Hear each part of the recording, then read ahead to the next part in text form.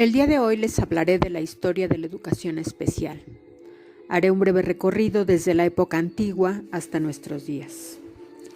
En Mesopotamia, por ejemplo, las personas con discapacidad o que sufrían alguna enfermedad mental debían convencerse primeramente que sus males y sufrimientos eran consecuencia del pecado. Aceptada la culpa, se producía un primer efecto liberador. Se conocía el origen del mal. A continuación venía la terapia médica que se planteaba en un plano dialéctico entre dioses y demonios. Egipto, que como sabemos era un pueblo eminentemente teocrático, donde la divinidad Osiris examinaba a los difuntos y les interrogaba sobre un código ético sumamente simple, cómo es que ha venerado a Dios, si ha actuado correctamente en la tierra y si ha hecho el bien a sus semejantes. El difunto confesaba sus culpas y finalmente suplicaba el perdón de Osiris.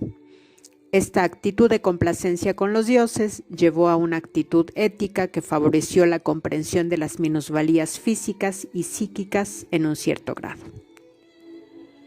En el mundo griego, la sensibilidad por la enfermedad o infancia desvalida cambia considerablemente. La importancia y sublimación de la inteligencia, la armonía, la fuerza física y la belleza caló de tal manera que los defectos físicos o psíquicos llegaban a considerarse una lacra social. La mitología nos da un ejemplo de aquella época. El dios Pan nació con piernas, cuernos y pelo de macho cabrío. Su madre lo aborreció nada más nacer y lo abandonó. Mercurio fue quien lo recogió, llevándolo al Olimpo y dando ocasión a todos los dioses para que estallaran en una enorme carcajada. En este ejemplo se simboliza el sentimiento de frustración que suponía para la sociedad griega la manifestación de minusvalías físicas o psíquicas. Platón nos dice en sus leyes y en la República que los débiles y los retrasados mentales tenían escaso lugar en la sociedad. De la misma manera, Aristóteles escribió en su Política: en cuanto al abandono y al cuidado de la prole, promúlguese la ley de que ningún niño deforme merecerá vivir. Y para evitar deformidades, dicta medidas matrimoniales parecidas a las de su maestro Platón. Por ejemplo, defensa del aborto en el caso de uniones maritales contrarias a las leyes, prohibición de procrear cuando el hombre tuviera 70 años y la mujer 50, prohibición de uniones maritales tempranas, etc. La causa de todo ello era el peligro de la deformidad o debilidad infantil, considerada una mancha para la República. Esta actitud, que debilita el sentido humanista que tradicionalmente se ha concedido a los griegos, tiene frente sí a la figura de Hipócrates, quien se esforzó por poner la medicina y la asistencia sanitaria en manos de los hombres en lugar de los dioses. Luchó contra el aura supersticiosa, casi mítica, que rodeaba las enfermedades mentales. Finalmente, Hipócrates llevó la práctica de la medicina a sus más altas cimas éticas. Decía: me valdré de la terapéutica para ayudar a los enfermos en la medida de mi capacidad y juicio, pero jamás la usaré para infligirles daño o dolor. Pasamos al mundo romano. Este mundo está lleno de contrastes, en el que caben desde el rechazo más grande por el desvalido hasta el proteccionismo más activo. La crueldad con el desvalido, el infanticidio de niños recién nacidos, los abortos, etc., fueron moneda de cambio habitual de la sociedad romana. Séneca defiende el infanticidio de los disminuidos, equiparándolos con los animales. Decía: exterminamos a los perros rabiosos y matamos al buey desmandado y bravo, y degollamos a las reses apestadas para que no inficionen todo el rebaño. Destruimos los partos monstruosos y aún a nuestros hijos si nacieron entecos y deformes, los ahogamos. Y no es la ira sino la razón la que separa de los inútiles a los elementos sanos. Todas estas posturas, aunque estaban socialmente aceptadas, no dejaban de ser polémicas. El ejemplo más claro lo constituye el debate acaecido en el Senado romano acerca de si era ético y punible por el Estado recoger a los niños abandonados de la columna lactaria y mutilarlos con fines de mendicidad.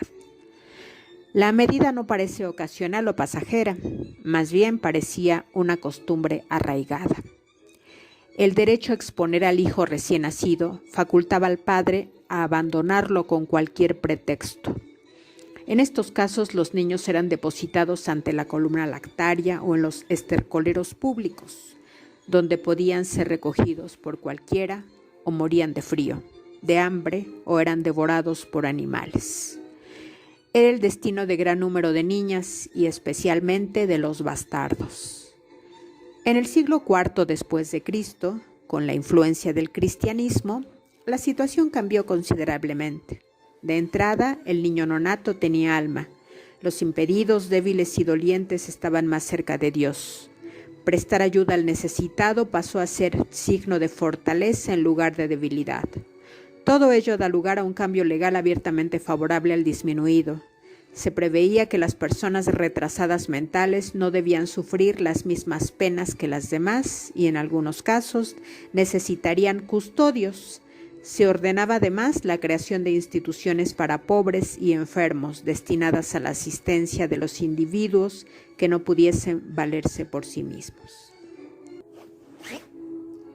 La cultura medieval ofreció contrastes claramente antagónicos. Los infanticidios existieron en cantidades importantes. Existió el aborto, el abandono infantil, masas de vagabundos, incapacitados físicos, etc. A todo este elenco intentaba proteger la caridad y la asistencia social de las numerosas cofradías y hospitales que surgieron a finales de la Edad Media. Sin embargo, hubo un sector de desheredados de la fortuna que la cultura medieval no supo afrontar con visión positiva. Fue el caso de ciertas enfermedades mentales y epilépticas, consideradas en muchos casos impuras, pecaminosas, diabólicas y despreciables. Afirmaban que cuando el paciente no encuentra alivio en los medicamentos, antes bien empeora con ellos, la enfermedad es producto del demonio. Todo ello generó cierta aversión y en muchos casos inclemencia por los epilépticos y retrasados mentales. A medida que el retraso mental legalmente era reconocido, es lógico que surgiesen algunos intentos de medir la inteligencia. En 1534, Sir Anthony Fitzherbert proponía un primitivo test de inteligencia. Y se dirá que es tonto o idiota de nacimiento aquel individuo que sea capaz de contar o numerar 20 peniques, de decir quién es su padre o su madre, como de saber su propia edad, de modo tal que aparente no poseer entendimiento o razón ni para su beneficio ni en su detrimento. Pero si su entendimiento es tal que conoce y entiende las letras y lee gracias a las enseñanzas o la formación de otro hombre, entonces no puede decirse que sea tonto o idiota natural. Los aires renacentistas y modernos, abonados por las reformas de la escolástica tardía y al abrigo de los nuevos descubrimientos científicos y culturales, empezarán a poner en tela de juicio los paradigmas antropológicos y pedagógicos sostenidos hasta entonces. Ahora la intimidad, el yo y la especificidad del sujeto empezarán a considerarse principios insoslayables de la nueva cultura. Ya no se trataba tanto de reformar la naturaleza encaminándola a los valores del adulto y la tradición. Se tratará sobre todo de perfeccionarla desde sus propias circunstancias individuales, principio que abrirá unas posibilidades inusitadas para aquellos colectivos que hasta entonces no habían tenido acceso a la educación. Tal es el caso de algunas minusvalías físicas, sociales y culturales. Ejemplos pioneros serán los casos de Pedro Ponce de León y Juan Pablo Bonet. Abrieron camino a la educación de sordomudos. En Italia destacó la figura de Jerónimo di Cardano, entre varios otros. En Francia, el abate Charles Michael Lepée funda en 1760 la primera escuela pública francesa para disminuidos. Todos ellos hicieron posible que la educación de sordomudos tomara carta de naturaleza estable y se abriera paso en las emergentes políticas sociales y educativas de esa época. Un reflejo significativo es el caso español. En 1802 se abría bajo los auspicios de la Real Sociedad Económica Matritense la Real Escuela de Sordomudos de Madrid. Iniciativas parecidas pueden citarse para el caso de los ciegos. Destacan especialmente los casos de George Philipp Harsdorff, que en 1651 creó una tablilla de cera para que escribiesen los invidentes. Fue uno de los primeros en adoptar la escritura en relieve, proclamando que los ciegos eran educables, principio que continuaría pocos años después su discípulo Louis Braille. Paralelamente a estas medidas, la llamada modernidad se hizo eco del problema social y cultural de los pobres y de la infancia abandonada.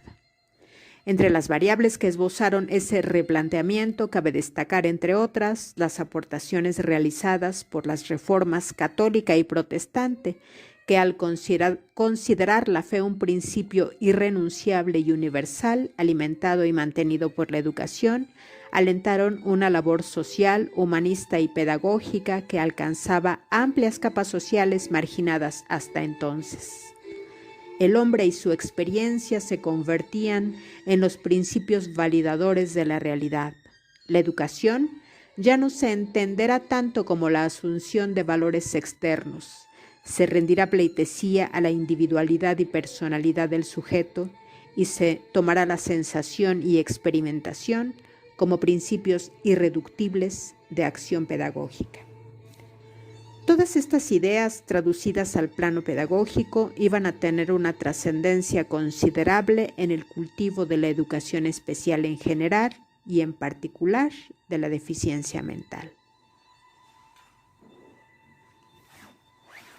La educación contemporánea o el nacimiento de la educación especial. Félix Voisin en 1826 publicó Causas morales y psíquicas de las enfermedades mentales, texto en el que abogaba abiertamente por un tratamiento pedagógico de la enfermedad mental, y en 1830 sacaba a la luz una obra donde explícitamente recogía casi por vez primera la voz educación especial. En el plano institucional, en 1863 se creaban en Alemania las primeras clases especiales para niños inadaptados, y en 1866 Stolzner y Kern fundaban en Hannover la primera asociación para el tratamiento de niños deficientes. En Estados Unidos, Eduardo Seguin contribuía en 1876 a fundar lo que hoy se conoce como la Sociedad Americana en Deficiencias Mentales. Esfuerzos similares ocurrieron en Inglaterra y Francia. La entrada del siglo XX supuso el impulso definitivo de la educación especial y su consiguiente consideración como subsistema escolar. La nueva centuria se abrió con dos hitos importantes que marcarían su referencia pedagógica. En 1901 se inauguraba en Bruselas la escuela de Ovidio de Crowley para retrasados y anormales. Y en 1906 se abría en Roma la primera casa dei bambini para niños pobres y con problemas de María Montessori. La necesidad de una escuela diferenciada y al margen del sistema escolar ordinario iba calando con fuerza. En su apoyo vino la emergente escuela graduada y su necesidad de clasificar a los alumnos según su nivel de inteligencia. En el marco de este contexto, la educación especial puede sintetizarse en 4 grandes tendencias. En primer lugar, cabe señalar lo que se ha dado en llamar alarma eugenésica.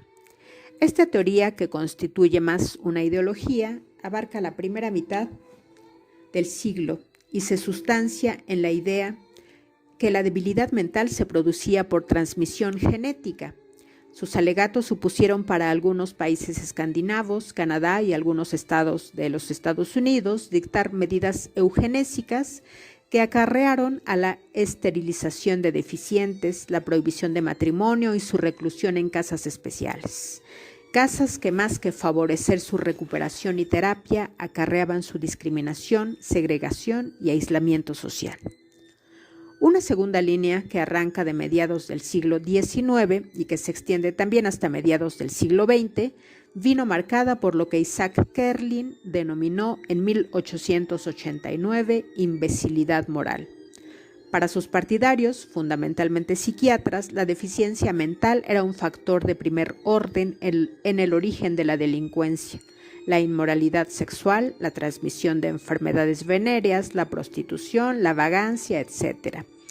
Para controlar estos problemas, debido a la incapacidad del deficiente para controlarse a sí mismo, debía internarse a éste en centros de acogida que, como en el caso anterior, difícilmente facilitaban su desarrollo y educación.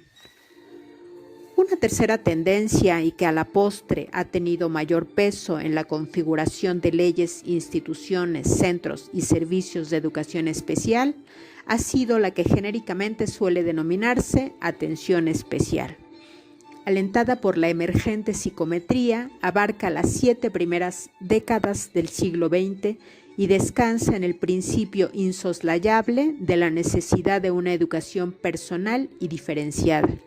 Su punto de partida es la especificidad del deficiente, alguien que por sus propias circunstancias y posibilidades necesita atención y asistencia específica, una atención que ha de llevarse a término en centros diferenciados y especiales, bien a lo largo de toda su vida o gran parte de la misma. La última de las tendencias viene representada por lo que se ha dado en llamar principios de normalización e integración. Constituye un intento por superar el modelo dual de sujetos normales y anormales, para reivindicar un contexto social, escolar y cultural que contemple el desarrollo de todos y cada uno de sus ciudadanos en orden a desarrollar y extraer de ellos el máximo de sus potencialidades. La aceleración del cambio social que se está produciendo en la actualidad plantea nuevos retos a los sistemas educativos en todo el mundo y, en consecuencia, la transformación de los procedimientos de enseñanza-aprendizaje en los centros para que la respuesta educativa llegue a todos los alumnos. Existe la necesidad de ofrecer una atención educativa de calidad a todos los alumnos, incluidos aquellos que presentan alguna necesidad de apoyo educativo. La escuela del siglo XXI se encuentra con el objetivo ineludible de promover una educación democrática e inclusiva que garantice el derecho de todos los niños y jóvenes a recibir una educación de calidad basada en los principios de igualdad, equidad y justicia social. Vivimos en un mundo marcado por la exclusión, la desigualdad y la marginación, en una sociedad tantas veces injusta, donde los derechos humanos son vulnerados. La transformación de la sociedad y la defensa de la justicia social son del todo necesarios, pero no esto solamente, sino que se precisa que los centros se transformen en contextos inclusivos, que trabajen en pro de una educación que garantice la equidad y la calidad de vida para todos. Por tanto, los sistemas educativos actuales han de enfrentarse a la lucha contra la exclusión, debiendo convertirse esta en uno de sus retos fundamentales.